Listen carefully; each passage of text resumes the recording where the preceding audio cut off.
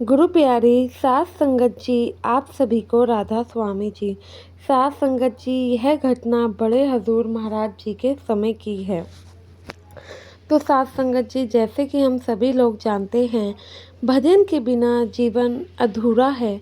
और यह भी एक भटके हुए सत्संगी की ही कहानी है, जिसको मानो कि सत्संग का नाम तो पूरी ज़िंदगी में इसने कभी सुना ही नहीं था।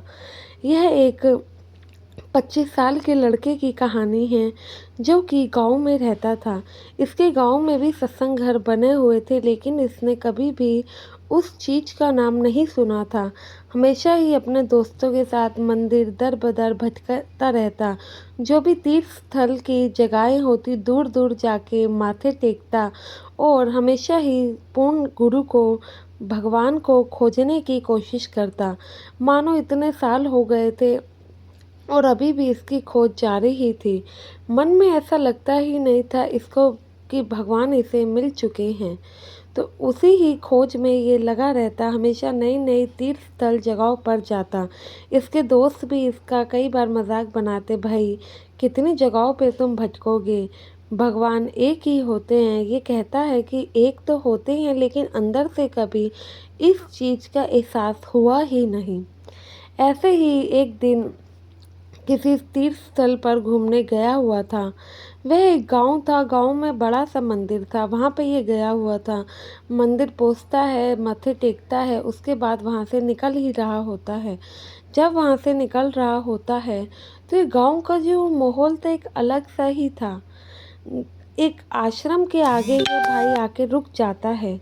ये आश्रम के आगे रुकता है तो वहाँ पर पता नहीं किस बहाने से ये चला ही जाता है, मानो कि गुरु खुद ही इसे अपनी तरफ बुला रहे थे। वहाँ जाता है, वहाँ देखता है कि वहाँ का तो अंदर का नज़ारा ही कुछ अलग है। साथ संगत जी, वो एक आश्रम नहीं बल्कि हमारा सत्संग घर ही था। पर उसको यह लग रहा था कि वह एक आश्रम है। जब वहाँ जाता है कि वहाँ की सहीजता देखता है तो उस चीज़ से काफ़ी ही खुश होता है। वहाँ की जीवन शैली उसे काफ़ी ही पसंद आती है। पता नहीं कैसे उसके कदम वहीं पर अपने आप कुछ समय के लिए रुक जाते हैं। वो आश्रम में ही ठहर जाता है, वहाँ पे लोगों को सेवा करता और देखता है कि निस्वार्थ लोग कैसे ही सेवा कर रहे हैं और बिना थके लोग कैसे इतनी देर तक सेवा भी कर सकते हैं। यह सब देख के काफ़ी ही उसके मन को सुकून सा मिलता है। सोचता है जीवन भर इतने तीर्थ स्थल पर घूमा हूँ, लेकिन ऐसा नज़ारा तो कभी कहीं देखा ही नहीं। वो भी फिर वहीं पर कुछ दिन ठहरता है। जब वहाँ ठहरता है तो सत्संग भी सुनता है। जब सत्संग सुनता है तो मानो उसकी आत्मा एकदम तृप्त ही हो जाती है। यही चीज़ थी जो कि उसे तलाश थी और वो आज उसे मिल गई हो। तो कुछ दिन सत्संग सुनता है, सत्संग को अपने जीवन में अपनाता है। अब कम से कम 1 महीना उसे सत्संग घर में रहते हुए हो गया था। वहीं पर सत्संग सुनना, सेवा करना और नाम दान तो उसे मिला नहीं था। उसकी जगह राधा स्वामी ही जपता रहता था। ऐसे ही अब 1 महीना और बीत गया। संगत से पता लगा कि बाबा जी नामदान भी देते हैं। इसने नामदान के लिए भी अप्लाई किया। नामदान तो इसे मिल गया। फिर यह सुबह अमृत वेले उठता, वहाँ पर नाम जपता और फिर सेवा में लग जाया करता। अब यही इसका रूटीन था। काफ़ी इसके जीवन में बदलाव आ गया था। अब ये सोचता है कि मेरे जीवन में इतना बदलाव आ गया है, तो मुझे यहाँ से अपने शहर की तरफ वापस जाना चाहिए। वहाँ पर जाके भी इसको नौकरी वगैरह अपना देखना था और घर परिवार भी जो कि शहर में ही उपस्थित था, उनको भी तो इसको जाकर दोबारा से देखना ही था। तो यह गांव वालों के साथ सेवा कर रहा होता है और उन्हें कहता है कि भाई अब मुझे यहाँ से जाने की इजाज़त दो। आप लोग चिंता ना करो, जो मैं यहाँ से सीख के जा रहा हूँ वह शहर में जाके नहीं भूलूँगा, बल्कि जो ज्ञान मुझे यहाँ पे मिला है वही मैं शहर में जाके अपने दोस्तों और घर परिवार वालों को भी बताऊँगा, ताकि उनकी जीवन शैली में भी बदलाव आ सके।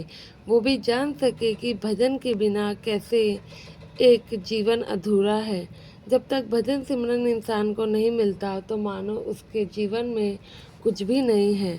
तो यही चीज़ वह सीखता है और यही सीख वह शहर लेकर जाता है। शहर लेकर वह भले ही अपने काम काज में व्यस्त हो जाता है, लेकिन हर संडे को सत्संग जाना और भजन सिमरन करना कभी नहीं भूलता। भजन सिमरन से इसके जीवन में काफ़ी बदलाव आ गया था। अपने स्वभाव में विनम्रता और मन में शांति तो थी ही थी, बाकी जो अन्य बदलाव थे वह लोग भी देख पा रहे थे। इसके आसपास के साथी इसका एक बार मजाक बनाते हैं कि भाई अब तो यह गुरुदेव बन गया है, इतने ही उम्र में यह कैसे कैसे बाबाओं को मानता है। लेकिन धीरे धीरे इस भाई ने उस समझ से भी अपने दोस्तों को अपनी तरफ खींच लिया और सत्संग की ही राह पर उन्हें चलाने लगा। जब वह इनके दोस्त भी सत्संग की राह पर चलने लगे तो इस भाई का शुक्राना करते नहीं थक रहे थे कि तुमने भाई मुझे किस परेशानी से बचाया है, तुमने हमें किस दलदल से निकालकर एक गुरु के चरणों में पहुंचाया है। अगर तुम नहीं होते तो शायद हमें पूर्ण गुरु की शरण कभी मिलती ही नहीं, लेकिन तुम्हारे होने से यह संभव हुआ है। साथ संगत जी, यह बात सही है, जब तक भजन सिमरन हमें नहीं मिलता है तो सही में हमारा जीवन अधूरा है। या फिर भजन सिमरन नाम के बाद भी जो लोग उसे जपते नहीं हैं तो इस जीवन का मूल्य पूरा होता ही नहीं है। इसलिए हमें अपने भजन सिमरन को समझना चाहिए। और अगर बाबा जी ने आपको भजन सिमरन की दात बख्श दी है, ज़रूर उसका सराहना करें, उसकी कदर करें। दिन में चाहे थोड़ा ही समय ज़रूर निकले, लेकिन अपने भजन सिमरन को समय ज़रूर देना चाहिए, क्योंकि नसीब वाले लोगों को भजन सिमरन मिलता है और हम लोग हैं कि भजन सिमरन को जपते ही नहीं हैं। पूर्ण गुरु की तलाश हर किसी को रहती है, लेकिन पूर्ण गुरु का साथ मिलना बहुत ही नसीब वालों को संभव है। अगर हमें पूर्ण गुरु की शरण मिल गई है, उन्होंने हमारा हाथ थाम ही लिया है, तो हम क्यों नहीं कदर करते हैं। वरना लोग तो मंदिर तीर्थ स्थल पता नहीं कहाँ कहाँ घूमते हैं, तब भी उन्हें पूर्ण गुरु की शरण नसीब नहीं होती।